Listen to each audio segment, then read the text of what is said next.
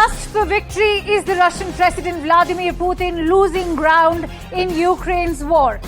And is Russia's nuclear threat real? And what has India got to gain by abstaining on a UNHRC vote against China? Hello and a very warm welcome to World 360. I'm Akanksha Swaroop. Now we'll try and answer these questions, but first up are the headlines.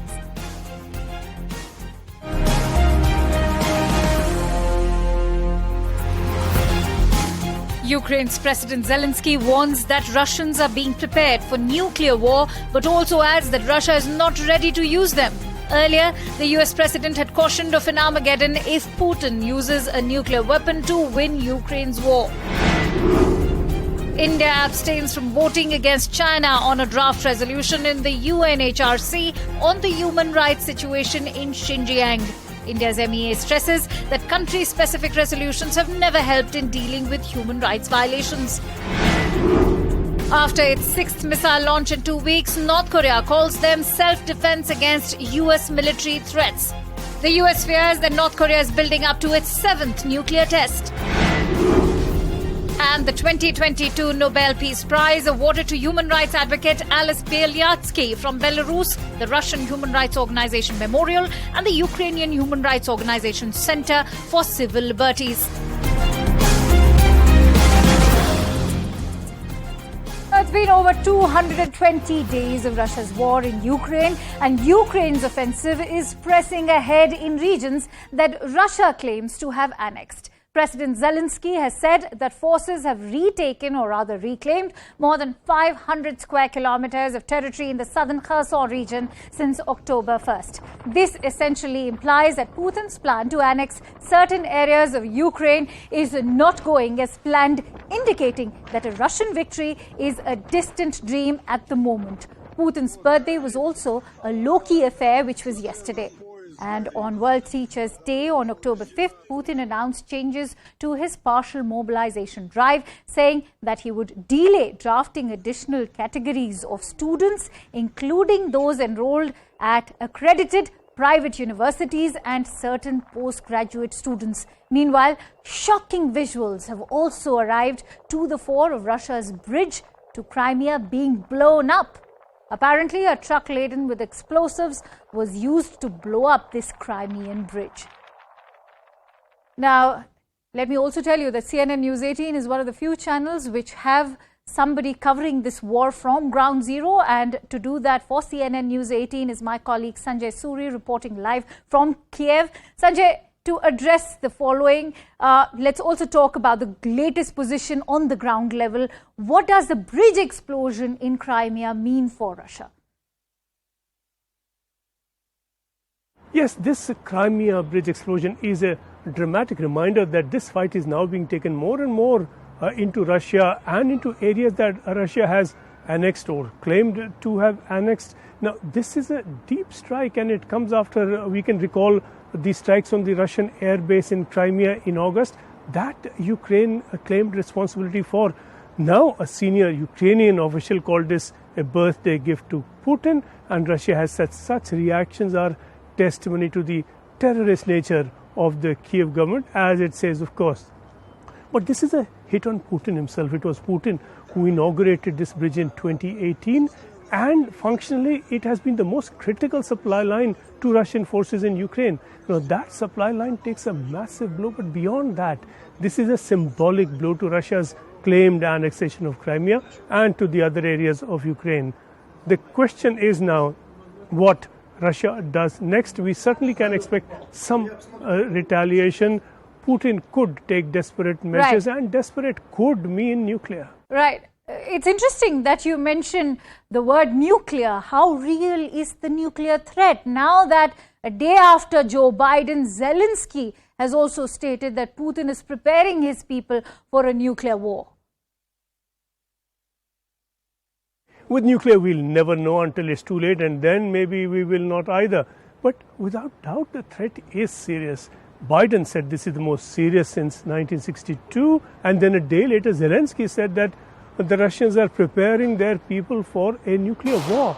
So that's now 3 presidents, the 2 at war and the 3rd who matters more than any other, saying that the nuclear threat is serious. In the face of that, we must believe that it is. It's a sinister reminder that we had from Putin the other day that it was the US that crossed the threshold on the use of a nuclear weapon, and it would therefore not be Russia were it to come to that. It is coming towards that certainly, and who doesn't hope it stops short? A report in the Times that we saw spoke of a train carrying nuclear weapons being taken to the front. Putin has said that Russia can use all available means to protect Russia, and he has said that these annexed areas are now Russia forever. And we can figure out what that could mean.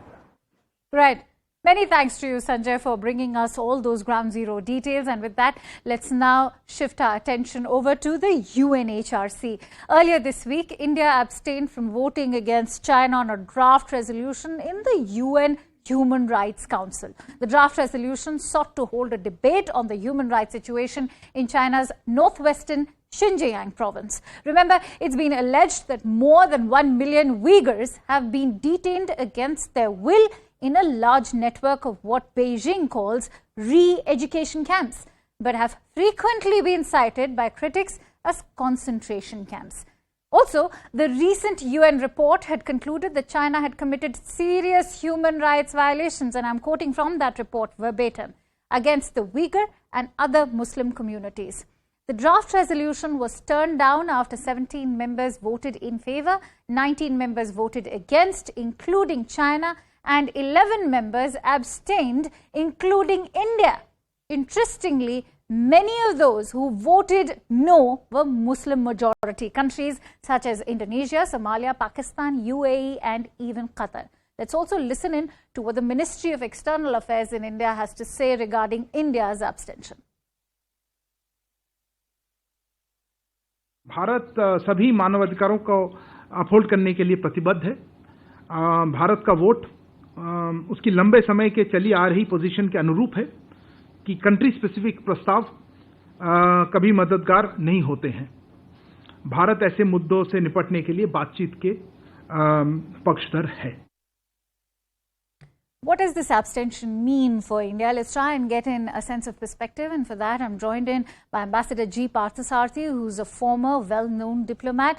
Many thanks to you, Ambassador, for joining in on my show. Now, the MEA has said that country-specific resolutions have never been helpful in dealing with human rights violations around the world. How do you assess India's abstention from the UNHRC vote on Xinjiang? Well, look, there is certain policy which we follow. What happens, especially in the UN Human Rights Commission, is the Western countries, notably the West Europeans, the United States, and possibly sometimes Japan, who are, work as a group, get together to take on countries of their choice. Now, I'm quite clear in my mind, the United Nations should not be used to satisfy just a group of people, and we'll have to go by the consensus. Now, we generally would like to go along with the regional country, neighbors, what they feel about it.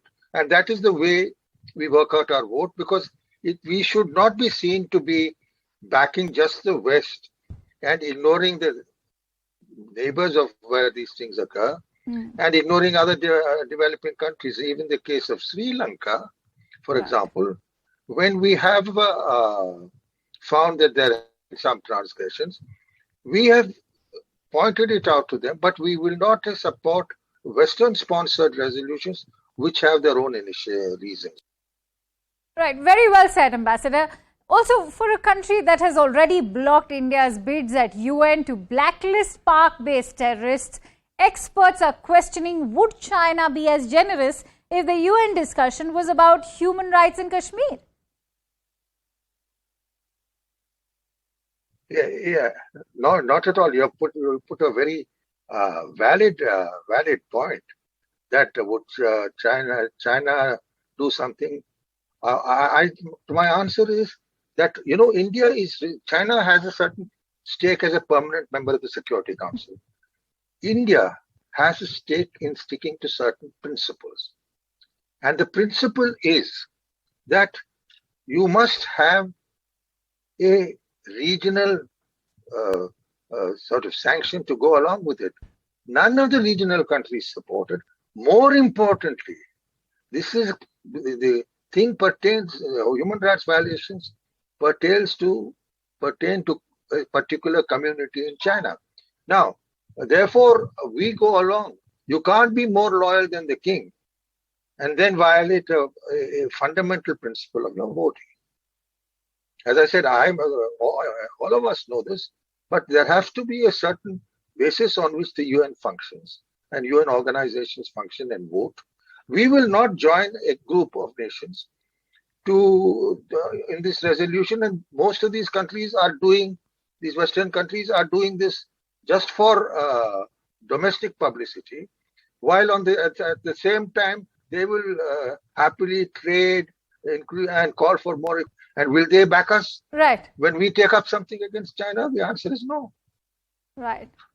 Many thanks to you, Ambassador Parthasarathy, for sharing in your precious insights. And with that, we shift our attention over to North Korea. In the last 2 weeks, North Korea has fired 6 missiles, sparking alarm in the region. But North Korea has defended this move, saying its missile testing was a show of self-defense against a possible military threat from the United States. On Tuesday, North Korea had fired a ballistic missile without warning over Japan for the first time in 5 years. Soon after, Japan's Prime Minister Fumio Kishida had condemned this launch and called it outrageous. Now, in response, United States, South Korea and Japan's warships performed a defense exercise in the Sea of Japan.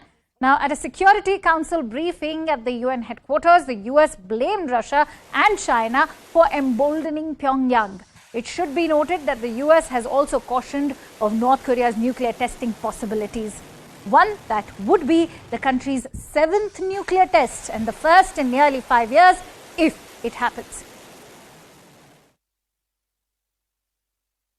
And with that, let's also talk about Iran. The anti-hijab protests in Iran have entered the 3rd week. They were sparked soon after the alleged custodial death of Mahsa Amini, a 22-year-old who had reportedly worn the hijab incorrectly. Iran's president had called for an investigation into her death after thousands of Iranians had protested on the streets and have been protesting till now, demanding the removal of the morality police.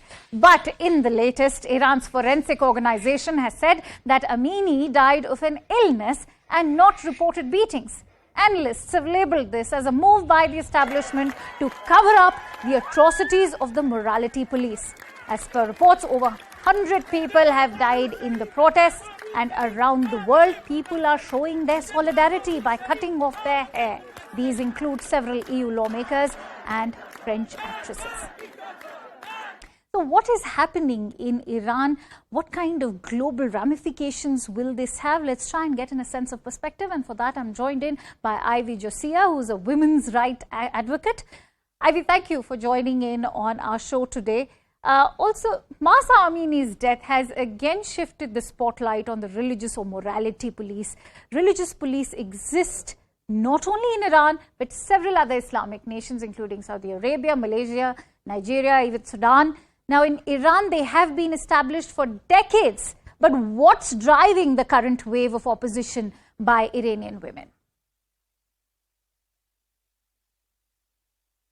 It was a turning point for this woman, and Mahsa Amini, may she rest in power.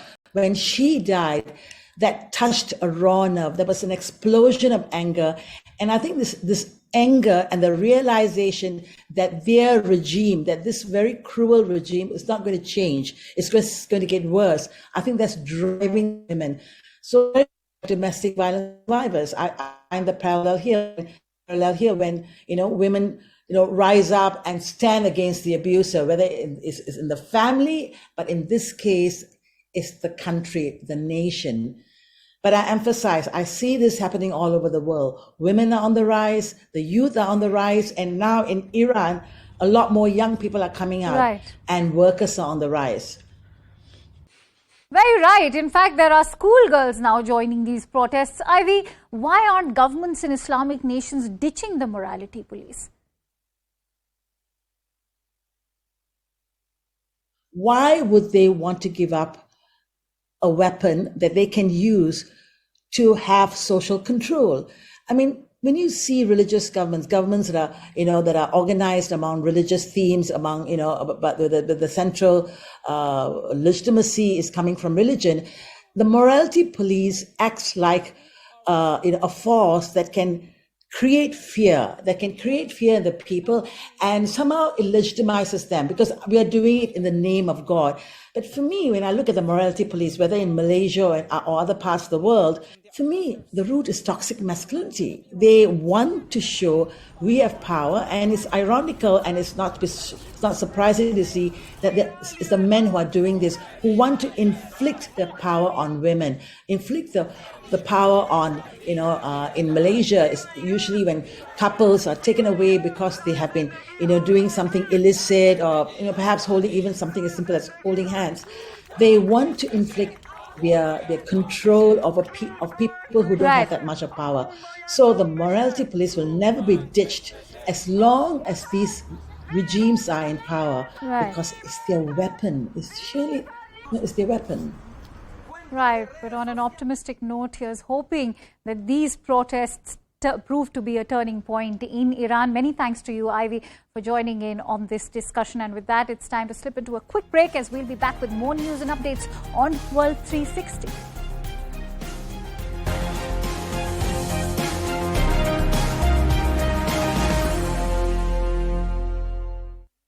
लेते हैं।